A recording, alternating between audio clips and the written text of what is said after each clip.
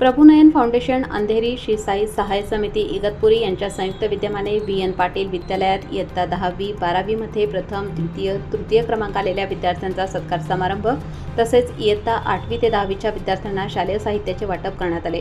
व्यासपीठावर प्रमुख पाहुणे डॉक्टर सुनील बोदमवाड, उद्योजक अनिल लोचानी, समाजसेवक निखिल करपे, ॲडव्होकेट अशोक पगारे, मुख्याध्यापक राजेंद्र पाटील उपस्थित होते।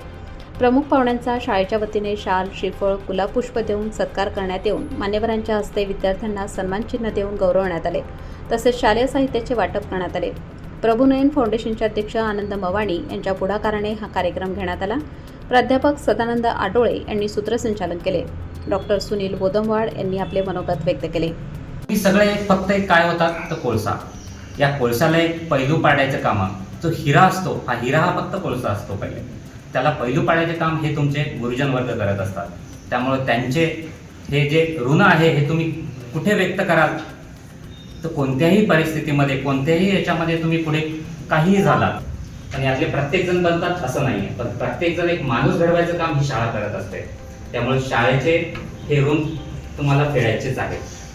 त्यामुळे इथे बोलवल्यावर राजूभाऊ देवळेकर यांचे मी मनापासून आभार व्यक्त करतो आणि माझे 2 शब्द थांबवतो। लोकमान्य न्यूजसाठी संचालक लक्ष्मीकांत शिंदे, इगतपुरी।